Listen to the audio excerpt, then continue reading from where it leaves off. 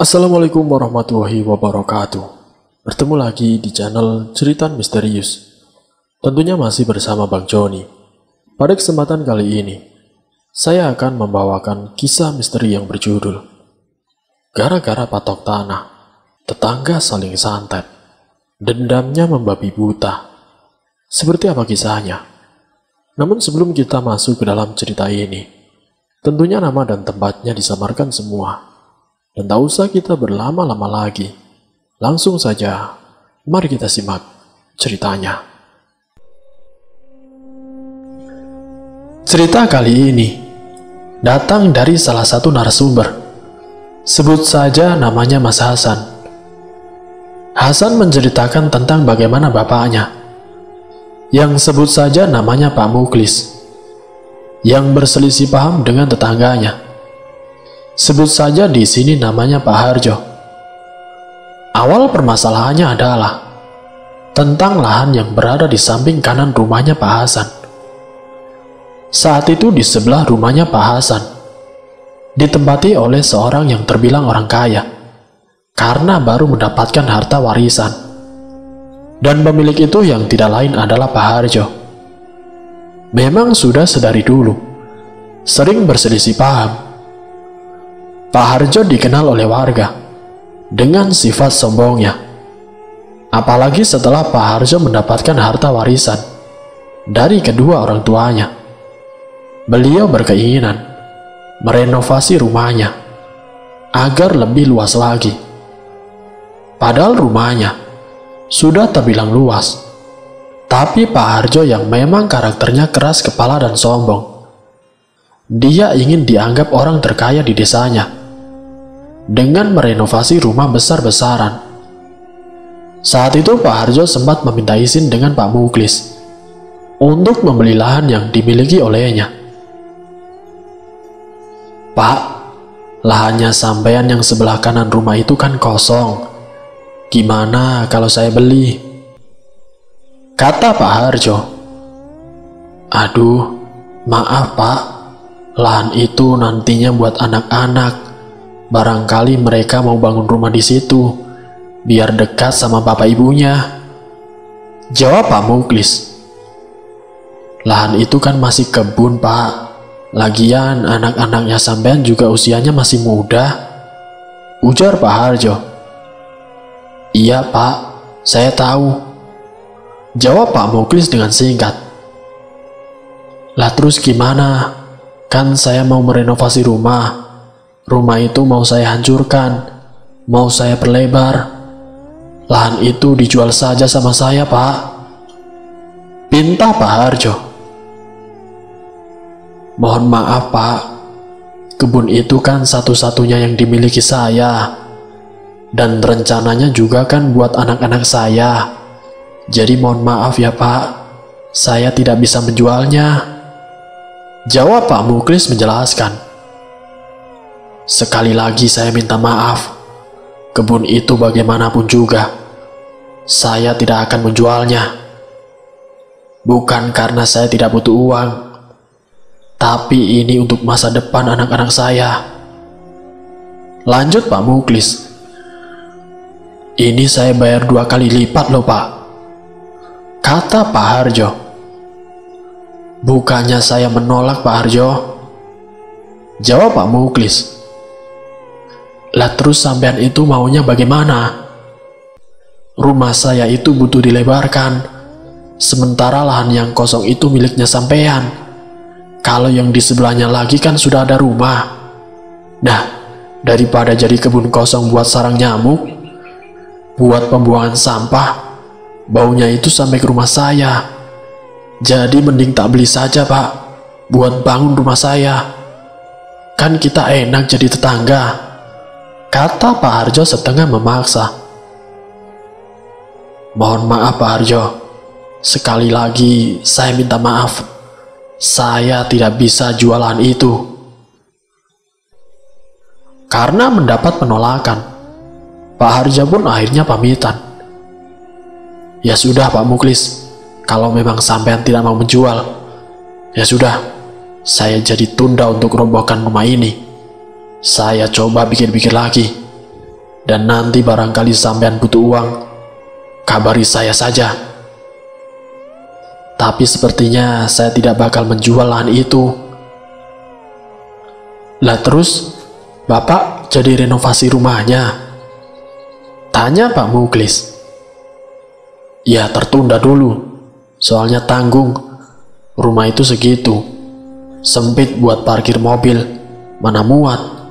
Ya pokoknya saya tunggu saja kalau sampean sudah butuh. Saya permisi dulu, ujar Pak Harjo. Semenjak obrolan tentang lahan itu, Pak Harjo sering mengatakan kepada Pak Muklis maupun kepada Mas Hasan, jika nanti butuh uang, jual saja lahan itu kepada saya. Pasti kalian akan butuh uang. Namun beberapa bulan setelahnya, sesuatu terjadi dengan Pak Muklis.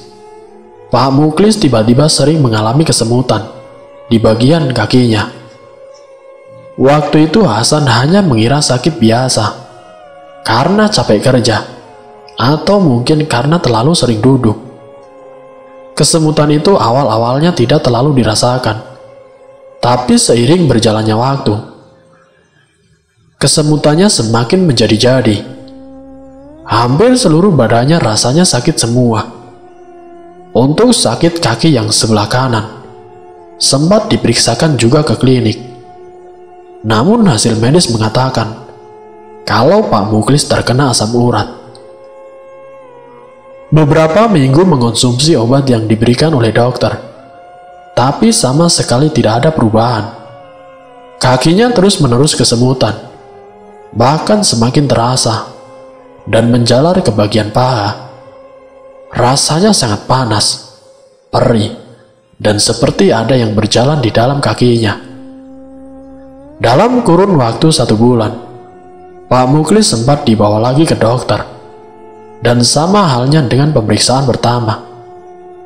Tapi rasa sakit itu semakin menjalar ke perut, dan di bagian lutut ke bawah sudah tidak bisa digerakkan. Jari-jari kakinya terasa kaku. Bahkan Pak Muklis sempat ngeluh, "San, kenapa kaki Bapak kok tidak bisa digerakkan? Dan perut Bapak sakit sekali, seperti ada yang menusuk-nusuk, San." Saat itu Hasan sempat tidak percaya. "Maksudnya bagaimana, Pak? Kaki Bapak kaku sekali, San. Ini lihat, tidak bisa digerakkan, sementara kaki kanannya diam saja. Coba Bapak angkat kakinya, Pak." "Tidak bisa, San. Hanya kaki kiri saja yang bisa." "Loh, yang benar, Pak. Masa Bapak bohong sih, San? Badan Bapak juga aneh rasanya. Sakit semua, panas, perih campur aduk." "Ya sudah, Pak. Kita periksa saja, Pak." Saat itu Pak Muklis periksa lagi ke dokter yang berbeda. Saat itu dokter mengatakan kalau ada penyumbatan darah yang membengkak, yang menyebabkan kakinya tidak bisa digerakkan. Dan Pak Muklis juga dikatakan stroke ringan. Dokter pun menyarankan agar Pak Muklis menjalani terapi. Saat itu pun Hasan mengiyakan apa yang disarankan oleh dokter. Namun beberapa minggu melakoni terapi, tapi tidak ada perubahan. Dan terapi ini tentu saja biayanya sangat banyak. Kaki yang seharusnya membaik, justru sakitnya kian menjalar ke bagian atas. Di bagian lututnya sudah benar-benar mati rasa. Hasan waktu itu benar-benar bingung. 2 bulan lamanya Pak Muklis sakit-sakitan. Kakinya sudah separuh mati rasa. Selang 2 bulan, keadaan Pak Muklis bukannya membaik, justru semakin parah. Bahkan pengobatan dengan cara tradisional sudah dilakukan, seperti pijat dan minum jamu, pergi ke tukang pijat, sudah beberapa kali. Tapi pada kenyataannya, dalam kurun waktu 2 minggu bolak-balik ke sana ke sini, hasilnya tetap saja. Tetap mati rasa. Bahkan kaki kirinya juga ikut-ikutan kaku. Selang 3 bulan, usaha yang dilakukan oleh Hasan dan keluarganya untuk mengobati Pak Muklis masih belum ada hasil. Mereka sudah membawa Pak Muklis di berbagai tempat pengobatan, sampai sebagian kaki kirinya sudah mati rasa. Nah, di sini Pak Harjo yang sebagai tetangganya sempat menjenguk bersama istrinya.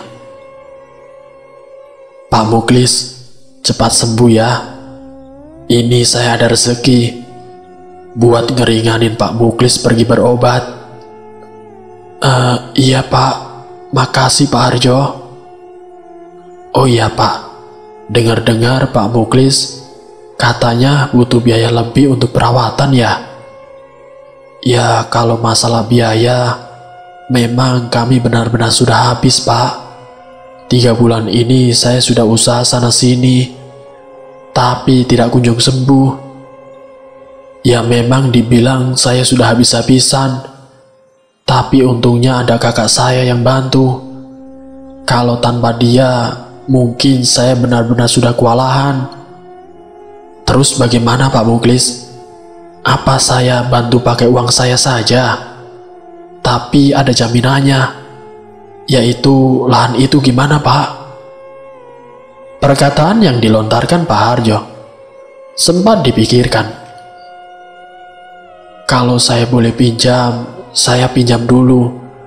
Nanti kalau misalkan saya sudah ada, nanti saya akan kembalikan lagi Pak." "Iya Pak, syukur-syukur bisa sembuh cepat. Kita kan tetangga, jadi harus saling tolong-menolong. Saya sama istri saya memang sudah nyiapin uang. Ini ada 30 juta untuk Bapak," ujar Pak Harjo sambil menyerahkan uang 30 juta. "Kok banyak sekali Pak?" "Ya tidak apa-apa Pak, mumpung saya dapat rezeki lebih. Jadi ini uangnya mohon diterima ya Pak, buat berobat Bapak, biar Bapak cepat sembuh." Dan saat itu juga, Pak Muklis menerima uang 30 juta dari Pak Harjo.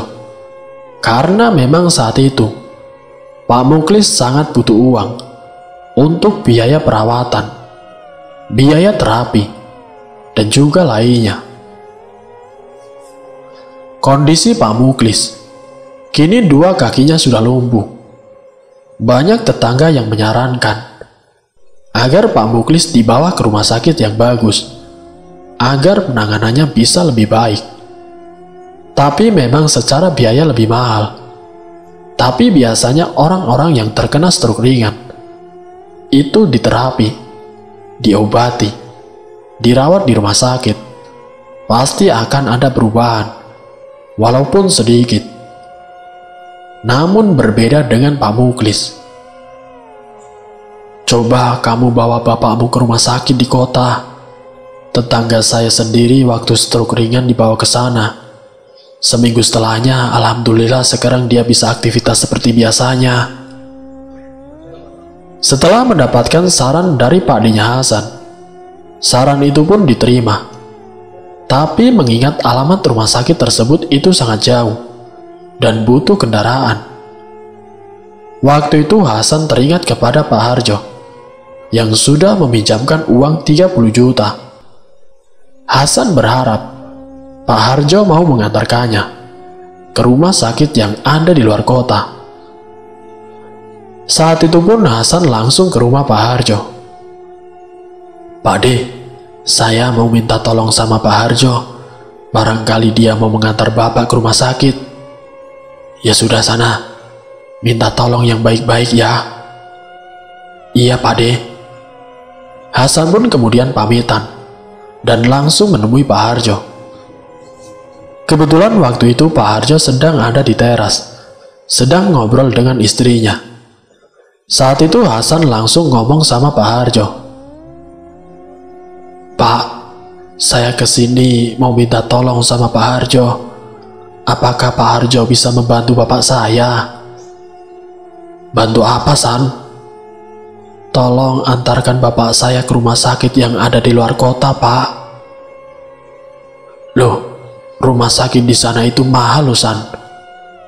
"Iya, Pak, tapi itu saran dari Pak De saya. Katanya di sana lebih baik, Pak." "Oh, begitu. Ya sudah, saya ganti baju dulu ya. Kamu tunggu saja di rumah." "Baik, Pak. Terima kasih. Saya permisi ya, Pak." Saat itu Hasan balik ke rumah. Dan tidak berselang lama, Pak Harjo dengan mobilnya sudah terparkir di depan rumahnya Hasan. Hasan, bapaknya dan ibunya, termasuk adiknya, ikut mengantar. Nah, saat mereka sudah masuk ke dalam mobil, menuju ke rumah sakit, di sepanjang perjalanan, Hasan diajak ngobrol sama Pak Harjo terkait dengan biaya rumah sakit yang mahal.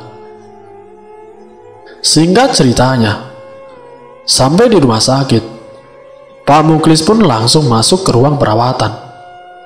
Di rumah sakit itu, memang ada dokter spesialis yang khusus menangani orang-orang yang mengalami stroke. Setelah masuk ke ruang perawatan, Hasan diminta untuk datang ke bagian administrasi. Saat sampai di sana, dijelaskan tentang biaya perawatannya.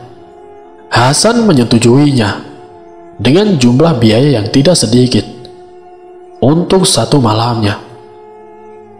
1 hari 2 hari Hasan menunggu bersama ibunya juga adiknya. Kurang lebihnya sampai 5 hari mereka berada di rumah sakit.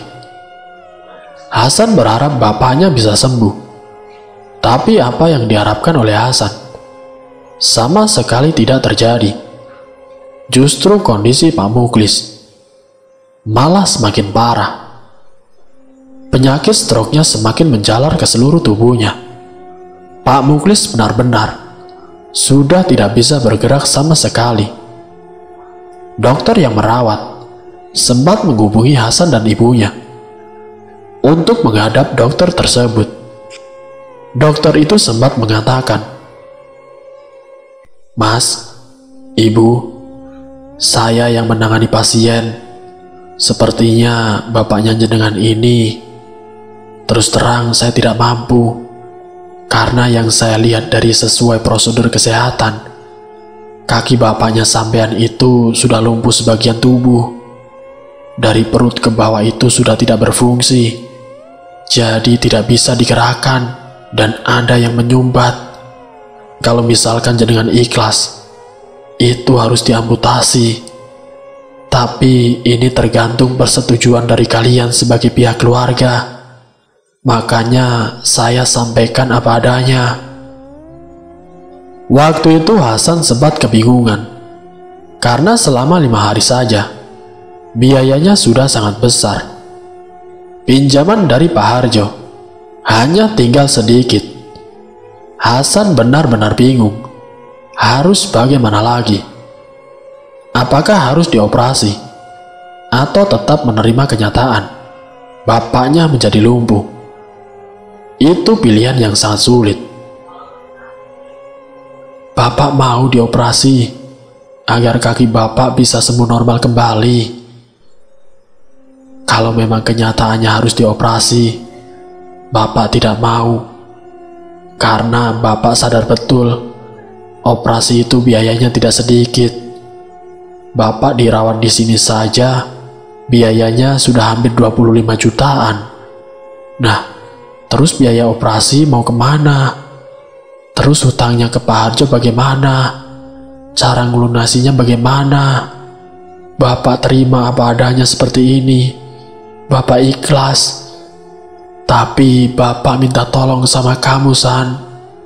Kamu harus melunasi hutang-hutang Bapak, termasuk pinjaman kepada Pak Harjo. Bapak sudah pasrah seperti ini. Lanjut Pak Muklis. Saat itu Hasan dan juga adiknya hanya menangis ketika ia melihat kenyataan bahwa bapaknya pasrah tidak mau dioperasi, tidak mau membebani siapapun. Saat itu pilihan yang sulit bagi Hasan. Ia harus membawa bapaknya kembali ke tempat tinggalnya di kampung. Setelah 5 hari dirawat di rumah sakit dengan biaya yang sangat banyak, keluarga berharap ada perubahan. Para warga pun berbondong-bondong menjenguk Pak Muklis. "Sebenarnya gimana, San? Bapak kamu tidak ada perubahan."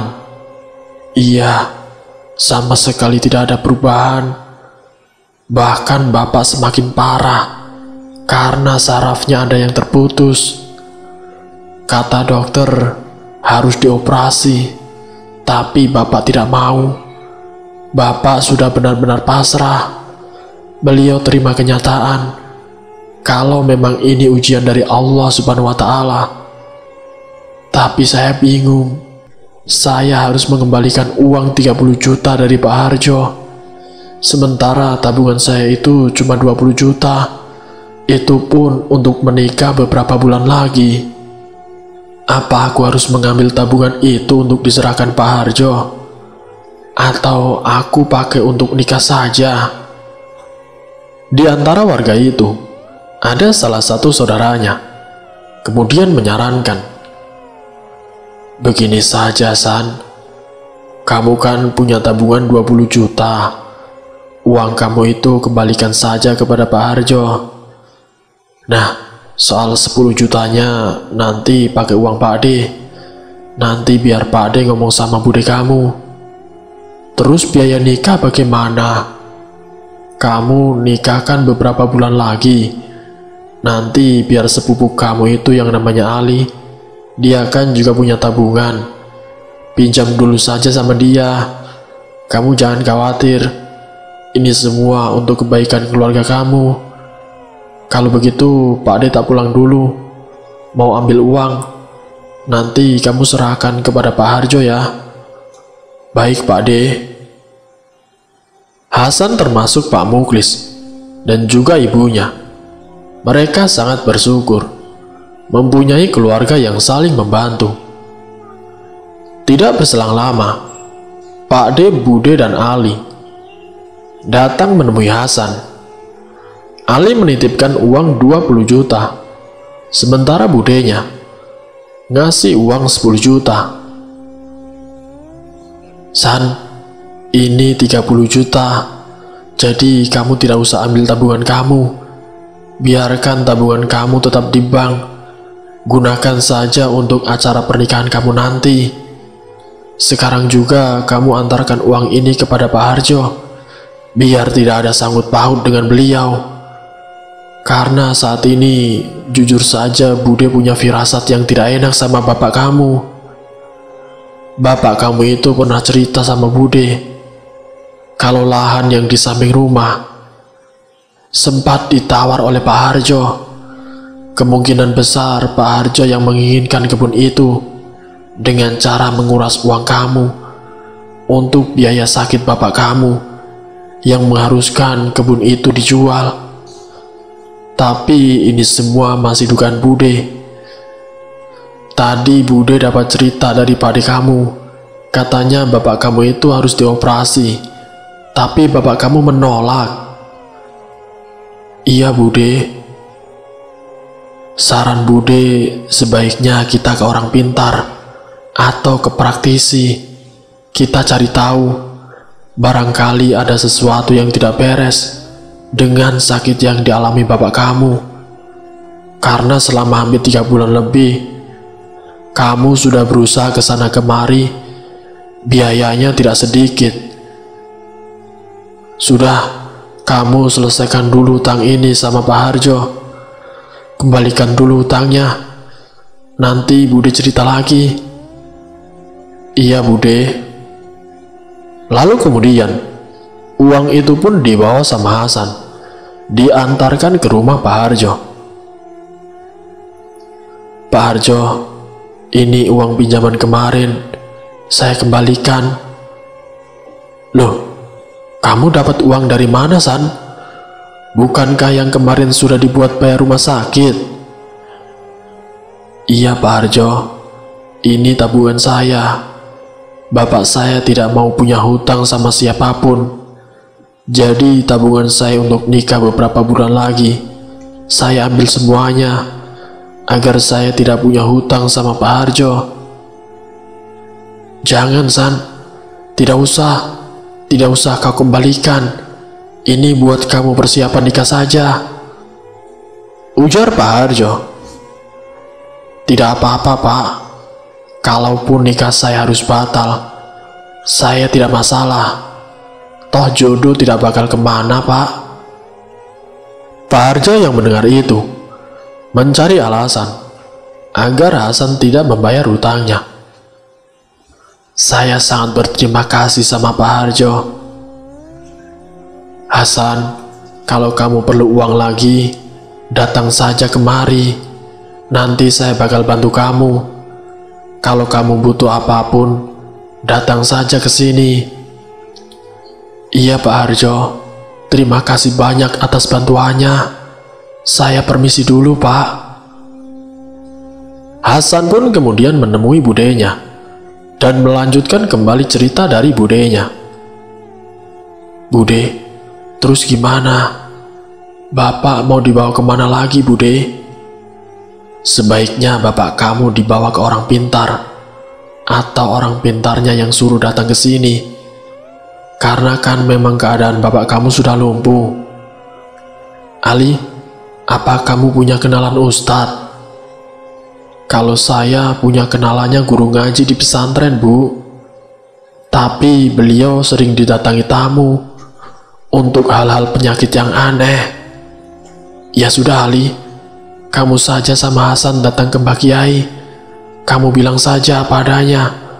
Minta tolong untuk bisa datang ke rumah. Insya Allah beliau pasti mau.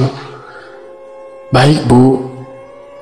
Dan saat itu pun Ali dan Hasan langsung berangkat ke pesantren.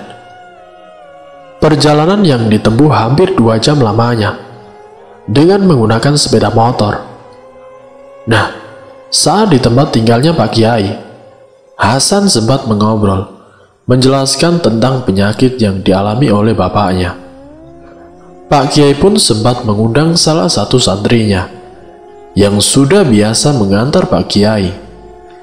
Saat itu juga, santrinya diminta mengeluarkan sepeda motor. Kamu keluarkan motor itu, sekarang antar saya ke rumah Mas Hasan. Singkat ceritanya, setelah sampai di rumah Hasan, Pak Kiai pun dipersilakan untuk masuk ke dalam. Di ruang tengah Pak Kiai berbincang-bincang, sembari melihat keadaan Pak Muklis yang telah terbaring lumpuh. Saat Pak Kiai menatap Pak Muklis, Hasan merasa tatapan Pak Kiai berbeda, seperti melihat sesuatu. Sebenarnya apa yang dialami oleh bapak saya, Pak? Tanya Hasan kepada Pak Kiai. Dan tidak berselang lama, Pak Kiai langsung menemui Pak Muklis. Permisi, Pak. Jenengan namanya siapa? Tanya Pak Kiai. Nama saya Muklis, Pak Kiai.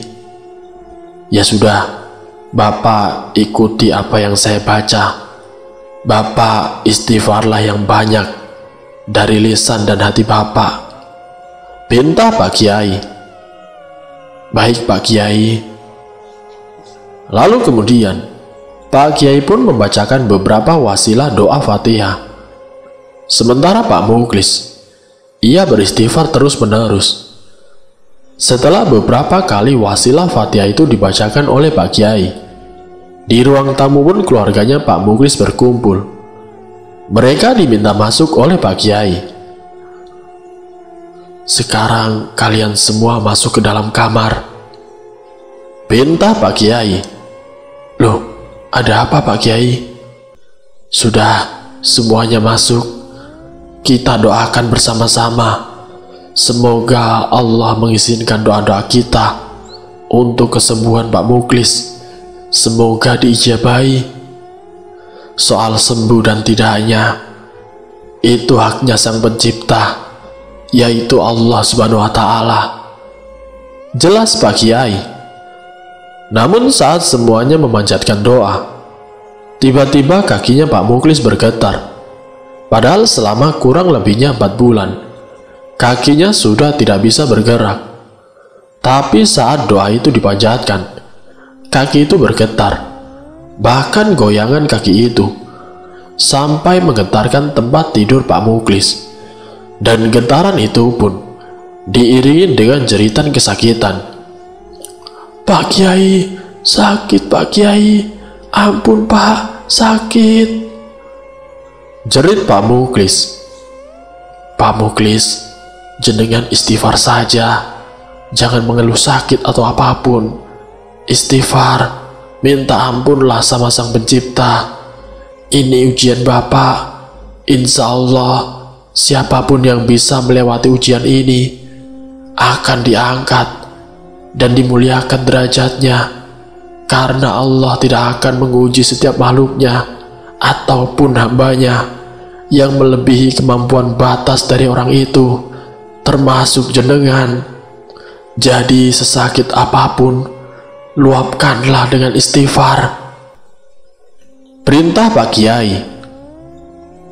"Iya Pak Kiai," ujar Pak Muklis sembari menangis meneteskan air matanya.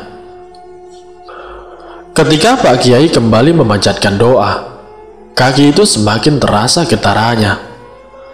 Setelah hampir setengah jam Pak Kiai memanjatkan doa, sampai terdengar azan maghrib, Pak Kiai pun menghentikan doa tersebut. "Saya tak ke masjid dulu ya. Habis maghrib saya datang lagi ke sini." "Iya Pak Kiai, silakan." Hasan dan seluruh keluarganya ditinggalkan oleh Pak Kiai ke masjid. Nah, tidak berselang lama, Hasan melihat kaki bapaknya mulai bergerak.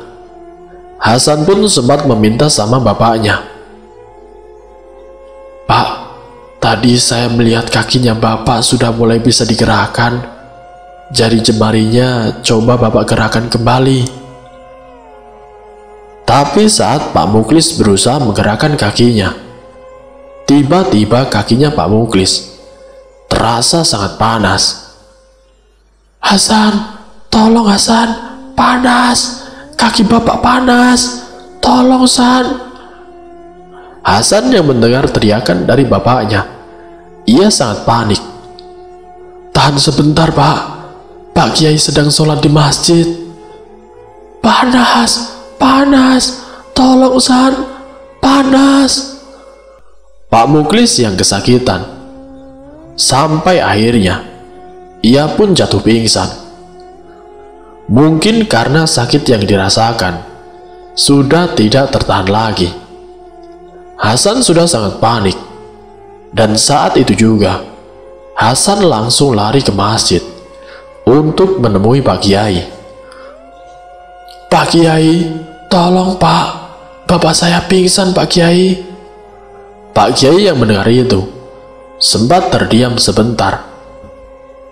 "Insya Allah bapakmu sudah tidak apa-apa. Kamu masuk dulu, sholat maghrib dulu." Hasan saat itu juga langsung mengambil air wudhu. Selesainya sholat maghrib, dia berzikir seperti biasanya. Setelah berzikir, Pak Kiai bersama santrinya, termasuk dengan Hasan, kembali ke rumah. Saat sampai di rumah, Pak Muklis pun masih belum sadar juga. Pak Kiai pun masuk sembari meminta tolong kepada Hasan dan juga santrinya. "Tolong angkat bahu bapak kamu, dudukkanlah di sini, dan tolong sanggah bahunya, dan di bagian kaki, pegang kakinya, dan bacakan sholawat." Sementara Pak Kiai berdoa dengan khusyuk, saat itu kaki yang dibacakan sholawat oleh salah satu santrinya, tiba-tiba kakinya kini bergerak kembali, dan gerakannya itu membuat Pak Muklis yang saat itu masih pingsan langsung tersadar. sembari menjerit kesakitan. "Tolong pegang tangan dan kakinya Pak Muklis. Jangan sampai dia bergerak." "Ampun, sakit, sakit." Pak Muklis yang sudah dipeluk erat dengan Pak Kiai yang kembali melanjutkan doanya. Hasan waktu itu belum tahu doa yang dibacakan ini terkait dengan halal sihir. Lantunan doa yang terus-menerus dibaca. Tiba-tiba seekor cacing jatuh ke lantai. Nah, saat itu Pak Kiai yang melihat cacing itu berjatuhan langsung meminta tolong kepada Hasan untuk memegangi pundak atau sanggah lengan Pak Muklis. "Pak Muklis, coba turunkan kakinya. Sudah merasakan dingin apa belum?" Dengan perlahan, Pak Muklis menurunkan kakinya. Mungkin karena sudah lama tidak menginjak lantai, Pak Muklis terkejut karena merasakan dinginnya lantai, yang kebetulan malam itu turun hujan. "Coba berdiri, Pak. Apakah bisa melangkah?" Coba Pak Muklis langkahkan kaki yang sebelah kanan dulu, sembari ucap bismillah. "Alhamdulillah Pak Kiai," ucap Hasan ketika melihat bapaknya bisa berjalan kembali, walaupun masih 3 langkah. "Sekarang saya akan jelaskan semuanya. Kalian lihat sendiri apa yang barusan kalian tadi saksikan. Ada seekor cacing yang terjatuh. Cacing itu bukan cacing biasa. Itu cacing kiriman dari seseorang yang sengaja menginginkan agar Pak Muklis ini mengalami sakit. Tapi yang pasti, siapapun orang itu, siapapun orang yang sudah berbuat jahat kepada Pak Muklis, saya harap kalian jangan balas dendam. Yang paling utama, Pak Muklis sekarang sudah lebih baik. Tapi ada tapinya. Maaf, sedikit saran sama Pak Muklis. Ingat sholatnya ya Pak. Baca istighfar terus-menerus dalam keadaan apapun, dan sering baca sholawat Nabi, karena itu akan menjadi pelindung Bapak dari sesuatu hal yang tidak bisa dilihat secara nyata. Semoga ini bisa menjadi keberkahan untuk semuanya. Kalau begitu, saya permisi.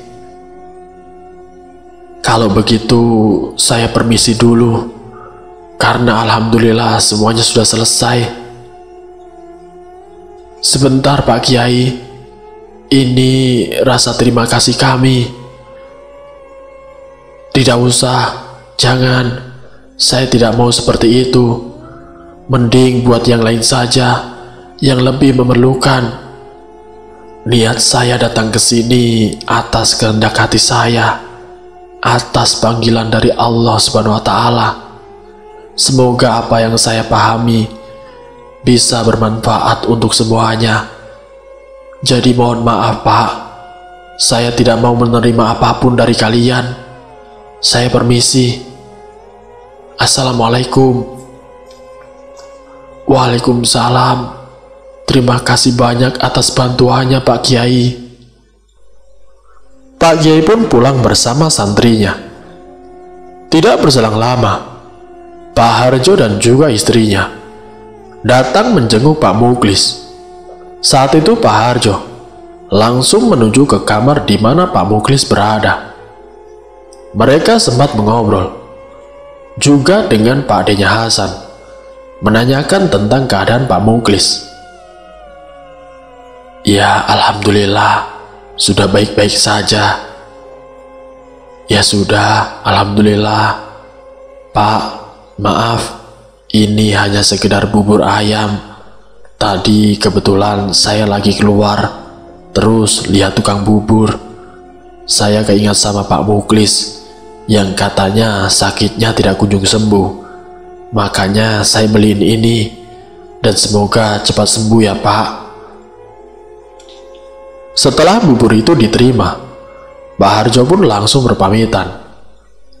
Ketika Hasan ke dapur dan menuangkan bubur itu ke mangkuk, tapi saat dituangkan ke mangkuk bubur ayam itu, sekilas Hasan seperti melihat puluhan cacing yang sedang menggeliat.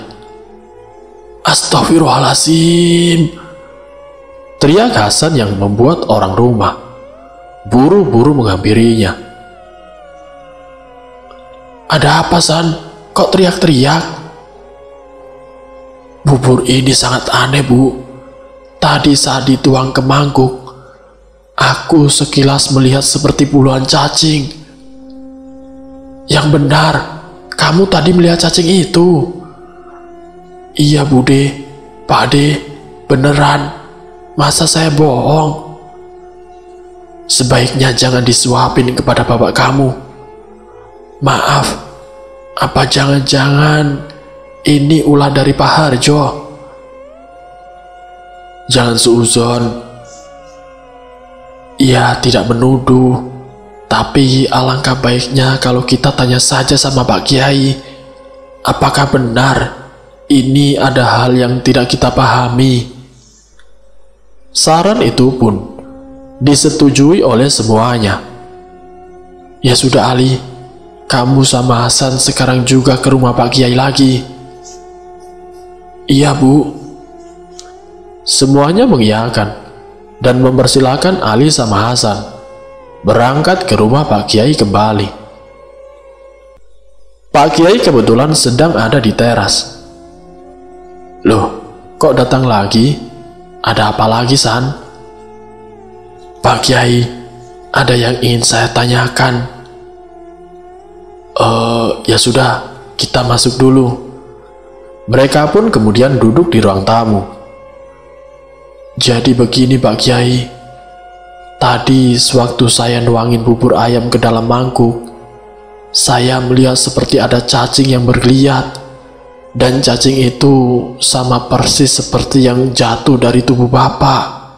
Apa mungkin ada hal-hal yang tidak saya pahami dengan bubur ayam itu, Pak Kiai? Soalnya bubur ayam itu pemberian dari Pak Harjo, Pak Kiai. Kebetulan ini buburnya saya bawa." Saat itu juga, Pak Kiai langsung melihat sebungkus bubur ayam yang dibawa oleh Hasan. Dengan mengucap bismillah,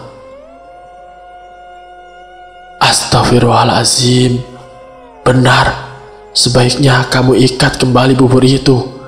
Dan sekarang juga, sebaiknya bubur ini kamu buang. Tapi ingat, buangnya jangan asal buang. Alirkan saja ke sungai yang besar. Yang kamu bawa ini ada kaitannya dengan sosok jin yang menginginkan siapapun yang memakan agar menjadi lumpuh atau sakit-sakitan, seperti yang dialami oleh bapak kamu itu, Hasan." "Sebenarnya ini ulah siapa, Pak Kiai?" "Dari tetanggamu sendiri yang katanya mau merenovasi rumah dan ingin membeli tanah milik keluarga kamu." "Astagfirullahaladzim, jadi masalahnya itu toh? Bapak kamu tidak mau menjual lahannya, namun orang itu terus memaksa, sampai akhirnya bapak kamu dibuat sakit agar tanah itu dijual. Sebaiknya kamu buang bubur itu secepat mungkin. Tapi ingat, tidak usah ngomong apa-apa, lempar saja. Dan ingat, tidak usah nuduh tetangga kamu atau siapa, walaupun kamu sudah tahu. Semoga siapapun orangnya, semoga mendapat hidayah, semoga mendapat petunjuk, agar dia menjadi lebih baik." "Jelas Pak Kiai.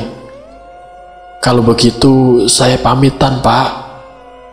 Terima kasih atas bantuan dari Pak Kiai. Terima kasih yang sebesar-besarnya, Pak. Assalamualaikum." "Waalaikumsalam." Hasan dan Ali bergegas membawa bubur ayam itu untuk dibuang ke sungai.